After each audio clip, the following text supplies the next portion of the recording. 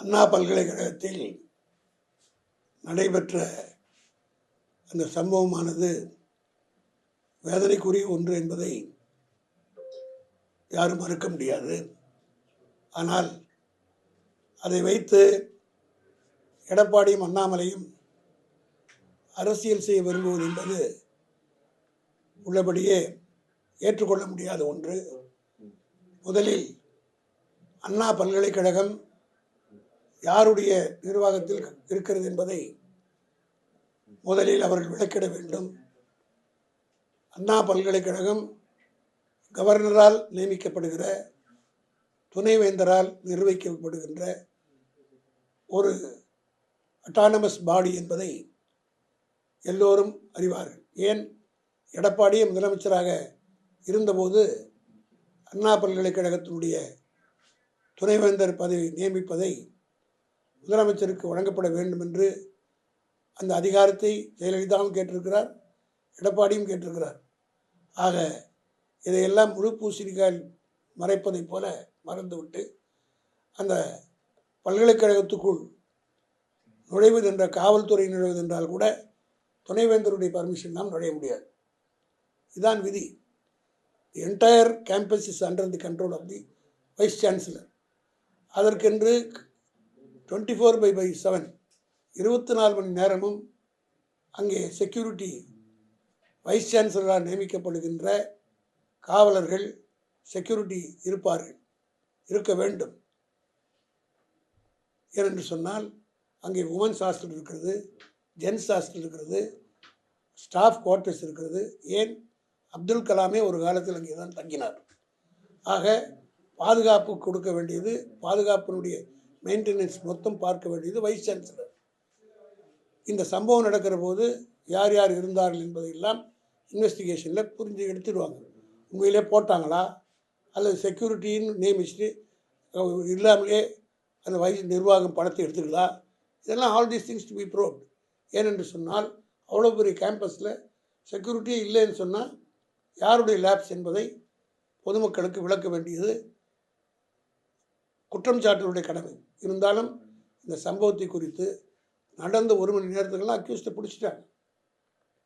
காவல்துறை துரிதமாக காக்னிசன்ஸ் எடுத்த உடனே யார் என்று பொறுத்து நடவடிக்கை எடுத்துட்டாங்க. இப்பொழுது இன்வெஸ்டிகேஷன் போயிட்டுருக்கு.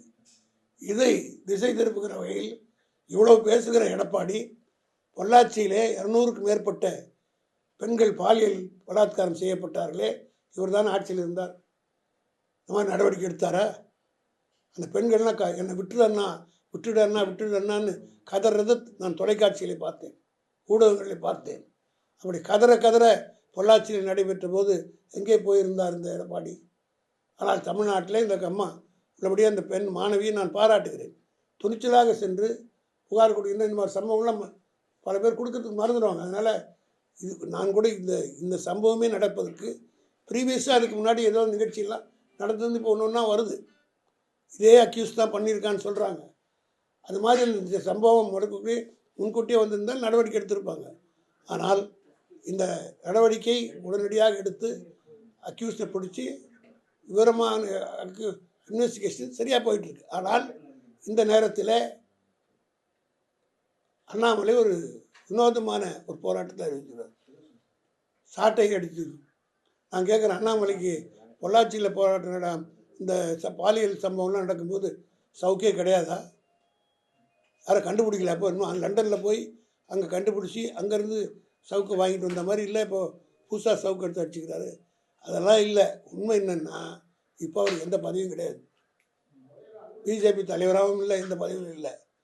அதனால் யாரோ ஒரு ஜோசியர் சொல்லியிருக்கான் போது, இந்த மாதிரி நீங்கள் சவுக்கடி அடிச்சுக்கிட்டு 40 அடியோ 50 அடியோ அடிச்சுக்கிட்டு ஒரு நேர்த்தி கடன் பண்ணிங்கன்னா உங்களுக்கு பெரிய பதவி வரும்னு சொல்லியிருப்பாங்கன்னு நான் நினைக்கிறேன். அதுக்காக இதை ஒரு சாக்காக வச்சு சொல்லிட்டு ஆர்ப்பாட்டத்தை எடுத்தேன். அது அவங்க கட்சியில் இருக்கிறவங்களே யாரும் ஏற்றுக்க மாட்டாங்க. இது பகுத்தறிவாதி யாரும் ஏற்றுக்க முடியாது ஒன்று. பெரியார் பாணியில் சொன்னால் காட்டு முராண்டித்தனமாக இருக்கிறது. அப்படி சவுக்கில் உடம்புல அடிச்சுக்கிறது யாராவது ஏற்றுப்பாங்களா அந்த காலத்தில்? என்னுடைய 62 ஆண்டு கால அரசியல் வாழ்வில் நான் 62 வருஷமாக திமுகவில் இருக்கிறேன். எந்த தலைவரும் இப்படி ஆர்ப்பாட்டம் நடத்தலாம், போராட்டம் நடத்தலாம். இவ்வளோ அடிச்சுக்கிறது மணிப்பூரில் காவல்துறையே வந்து போட்டு கற்பழிச்சிலாம் பண்ணாங்களே, அப்போ அடிச்சுக்கலையே. உத்தரப்பிரதேசத்தில் நிச்சயமாக தான் நடந்துகிட்டு இருக்கேன். தமிழ்நாட்டில் இது புது இன்சிடென்ட்டு. ஆனால் உத்தரப்பிரதேசத்திலும் பிஜேபி ஆளுற மாநிலத்திலாம் இது அன்றாட சம்பவமாக நடந்து கொண்டிருக்குது. அங்கெல்லாம் போக வேண்டாத இவர் இங்கே தமிழ்நாட்டில் இப்படி செய்கிறார் என்று சொன்னால் இது ஒரு கேலி கூத்தாக இருக்கிறது. அண்ணாமலை இப்படி தான் பேசுவார். உயிரோடு இருக்கிற வீராசாமி செஞ்சு விட்டார்னு சொல்வார். இது மாதிரி விசித்திரமாக பேசுவார், வேடிக்கையாக நடந்துப்பார். ஆகினால அந்த போராட்டத்துக்கு மக்கள் யாருமே சிரிக்கிறாங்க.